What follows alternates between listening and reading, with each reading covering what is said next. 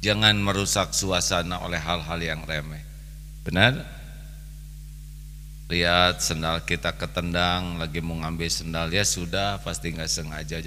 Kamu jangan nyiksa sendal saya. Oh, udah terlalu dramatis. Ini serius hadirin.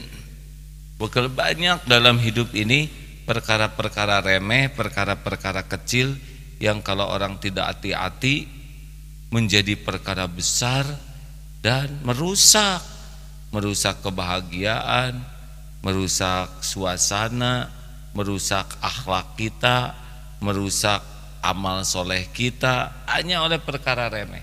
Tidak ada yang lebih pahit dari berharapnya hati kepada Allah.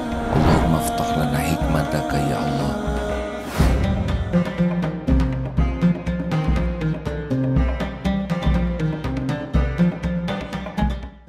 Rekan-rekan sekalian, kita juga jangan sampai merusak kebahagiaan, merusak kebersamaan, merusak kemuliaan hanya karena perkara remeh.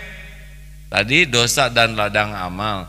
Nah, dalam hidup ini bakal banyak perkara-perkara remeh. Aduh, maaf ya. Misal gitu, suka ada orang yang jadi heboh, tersinggung, sakit hati, dendam, bahkan ada yang nauzubillah membunuh hanya karena perkara remeh. Ini sebaliknya nih dengan yang tadi bijaksana urusan dengan Allah. Nah, sekarang kalau dengan manusia, jangan sampai ada perkara remeh membuat sakit. Nyet, tersinggung disebut nyet. Kenapa tersinggung? Siapa tahu roti penyet ya enggak? Ayam penyet. Tapi saya tersinggung disebut monyet. Kita monyet bukan? Terus apa urusan kita? Ada yang nyebut, monyet. Apa coba artinya? Artinya dia tidak tahu monyet. Kenapa lihat kita nyebut? Atau kita mirip? Hadirin, kalau kita disebut monyet bagaimana? Sederhana. Monyet lo, bukan manusia. Assalamualaikum. Beres. Ini mah tersinggung. Yang tersinggung tuh biasanya yang mirip. Coba badan kita gemuk, ada yang nyebut, kurus. Tersinggung enggak? Enggak, enggak nyambung ya. Tapi yang gemuk sebut, berapa kintal lo? Tersinggung. Sekarang yang kurus disebut, gemuk lo. Enggak, coba nanti tes ya. Enggak usah. Bisa marah lagi. Ada yang kurus disebut, gemuk. Enggak akan tersinggung. Nah, kenapa kita tersinggung disebut monyet? Karena kita menjiwai teori Darwin, merasa turunan monyet. Tenang hadirin, nggak ada apa-apanya. Coba disebut monyet, apa yang berefek pada diri kita? Apa kita jadi berbulu? Monyet, tangan kita manjangin, terus kita nyari pisang. Nggak ada apa-apanya. Ayolah, rekan-rekan, biarlah kalau dia nyebut monyet, berarti ladang bagi kita latihan untuk bersabar. Monyet lo, bukan orang. Assalamualaikum. Beres. Nih biasanya suka ada masalah di kelas. Maaf ya kalau perumpamaan ini berulang. Ada yang kentut, tut. Coba ada yang benar lo. Amit. Bohong, nggak mual-mual amat. Gue bisa pingsan nih. Masa karena kentut aja, kecuali kalau kentutnya pakai bata mungkin pingsan. Coba kalau begini, langsung 1001 alasan berbaik sangka.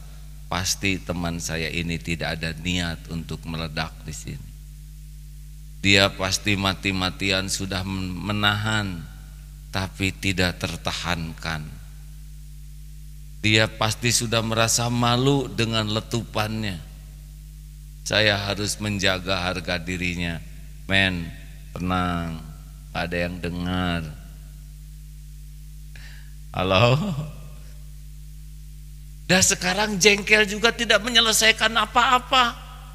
Sudah keluar dia, dan sudah terjadi penyebaran yang masif. Tapi kan bau, tapi kan udah masuk, ya. Maaf ya ini. Terus gimana lagi? Dikeluarin, dikembalikan kepada dia, mustahil, benar? Udahlah, nggak akan tiap waktu kok kayak gitu. Ini hanya episode ini aja, episode insidental untuk menguji kita. Udah, selesai. Ini seperti handphone ada yang bunyi waktu sholat, jreng, semuanya ngambok, kurang ajar. Lagunya tuh lagu yang tet. Oh, itu kan si Unyil. Terus sholatnya ngelantur dan tidak menghentikan HP itu sama sekali, betul? Siapa yang punya kayak HP kayak gitu? Pasti HP jadul. Lagunya Unyil lagi. Ini saya juga tahu, ingat zaman dia waktu nonton Unyil. Ini mendramatisir masalah. Ayolah hadirin sekalian, jangan merusak suasana oleh hal-hal yang remeh. Benar? Lihat sendal kita ketendang, lagi mau ngambil sendal, ya sudah, pasti nggak sengaja. Kamu jangan nyiksa sendal saya. Oh, udah terlalu dramatis. Ini serius hadirin. Bakal banyak dalam hidup ini perkara-perkara remeh, perkara-perkara kecil yang kalau orang tidak hati-hati menjadi perkara besar dan merusak kebahagiaan, merusak suasana, merusak akhlak kita, merusak amal soleh kita hanya oleh perkara remeh. Janganlah ya. Apalagi kalau sedang makan, kalau misalkan terlalu asin ya sudahlah, anggap saja asin, benar? Jangan, Bu, kamu ini puber lagi ya. Emang kenapa, Pak? Ini asin begini. Sudahlah, nggak ada niat pasti ngasih nasi goreng keasinan, betul? Dibuat sederhana. Pernah suatu saat Rasulullah minum, biasanya Rasul suka membagikan, tapi ini tidak dibagikan. Kenapa? Karena katanya terlalu asin atau apa, sehingga kalau dibagikan takut orang lain merasakan asin itu. Maka Rasulullah sudah selesaikan, dibuat simpel urusan itu. Sepakat hadirin? Nah, tidak sedikit orang yang kerjanya mendramatisir masalah. Ada yang pulang kantor gedebruk, bapak-bapak. Ada apa, Pak? Kata anaknya. Gawat bagaimana, Pak? Bapak dengar sebentar lagi situasi ekonomi akan memburuk. Lalu bagaimana? Iya, kalau buruk bagaimana, Nak? Bapak bisa dipecat dari kantor. Lalu kalau Bapak dipecat, biaya buat kalian dari mana? Kalian bisa dikeluarkan dari sekolah.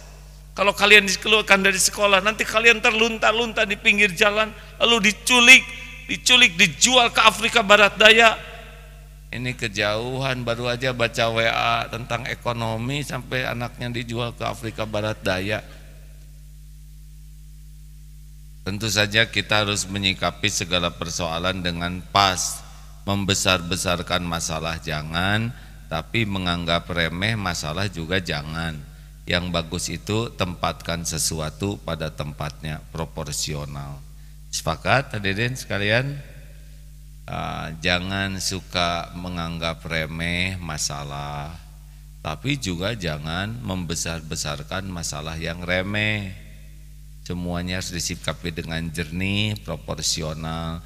Di lapangan yang luas ada gajah, nggak ada apa-apanya, tapi di kamar mandi yang kecil ada tikus, pasti jadi masalah besar. Ya, memang hati sempitlah yang biasanya membuat urusan itu jadi besar, jadi rewel, jadi ruwet. Itu orang-orang berhati sempit tuh mudah tersinggung, mudah marah, mudah jengkel, dan capek hidup seperti itu. Apapun jadi masalah. Nauzubillah min dzalik. Semoga kita termasuk orang yang bijaksana menyikapi berbagai persoalan hidup ini, dan kita pun tidak menganggap remeh kecil sebuah amal, tidak boleh menganggap remeh juga sekecil apapun dosa, karena semuanya ada perhitungan di sisi Allah Subhanahu wa taala. Terima kasih. Semoga sudah tersambung dengan guru kita.